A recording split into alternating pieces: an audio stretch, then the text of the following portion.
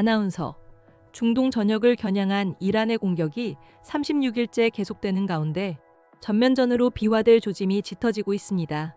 미국과 이스라엘은 트럼프 대통령의 호르무즈 최후 통첩 시한을 이틀 앞두고 이란의 주요 시설들을 향한 공습을 단행하며 긴장감을 최고조로 끌어올리고 있습니다. 현지 상황을 파악하기 위해 요르단 암만으로 연결합니다. 조수연 특파원, 자세한 소식 전해주시죠. 기자, 네, 요르단 암만입니다. 아나운서, 요르단 역시 이란의 공격으로부터 자유롭지 못한 상황이라고요? 기자, 그렇습니다. 요르단 공군은 지난 하루 동안 자국 내륙을 겨냥한 이란의 미사일을 성공적으로 요격했다고 발표했습니다. 하지만 이 과정에서 수도 암만 북동쪽 자르카와 중부 카라크 등 여러 지역에 미사일 파편이 떨어져 민간인 2명이 다치고 시설물 피해가 잇따랐습니다. 지난 하루 동안에만 요르단 내에서 미사일 파편 추락 관련 사고가 17건이나 보고될 정도로 심각한 상황입니다. 제가 와 있는 암만에서도 주요 교량과 미국 대학 시설, 기업들이 이란의 공격 대상으로 지목되면서 오늘 낮에도 2차례나 공습 경보가 발령되는 등 긴장감이 끊이지 않고 있습니다. 아나운서, 오늘의 전황 더욱 구체적으로 살펴보겠습니다. 이란을 향한 미국과 이스라엘의 공습 상황은 어떻습니까? 기자, 미국과 이스라엘은 이란 남서부에 위치한 주요 석유화학단지와 부셰르 원자력 발전소를 공습했으며 이로 인해 부상자가 발생하고 일부 시설이 파괴된 것으로 전해졌습니다. 또한 이란 남부의 시멘트 공장과 이란과 이라크 국경 지역의 교역 터미널까지 공격하며 사상자가 발생했습니다.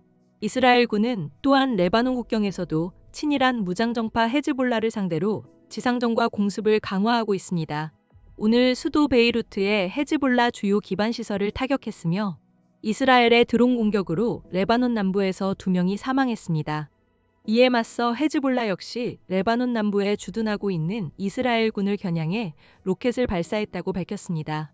앞서 레바논 남부에서 양측의 무력 충돌이 격화되면서 UN 평화유지군 기지에서도 폭발이 일어나 평화유지군 3명이 부상을 입었습니다.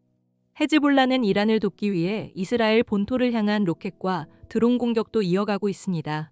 아나운서, 이런 가운데 미국 일간 월스트리트 저널은 이란에서 어린이까지 전쟁에 동원될 수 있다는 충격적인 보도를 내놓았는데 이 내용에 대해 자세히 전해주시죠.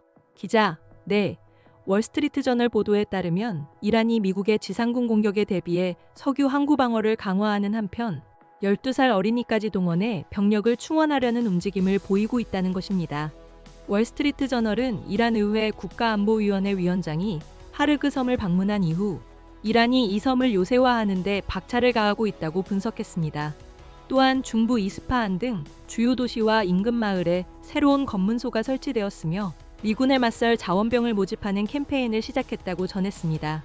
이란 당국은 휴대전화 문자 메시지를 통해 참여를 독려하고 있는데 특히 이번 모집에는 12살 미성년자까지 포함된 것으로 알려졌습니다. 혁명수비대는 이들에게 취사, 의료지원, 검문소 경계 임무 등을 맡길 계획이라고 합니다. 이러한 가운데 파키스탄이 중재자로 나선 협상 역시 어려움을 겪고 있는 것으로 보입니다.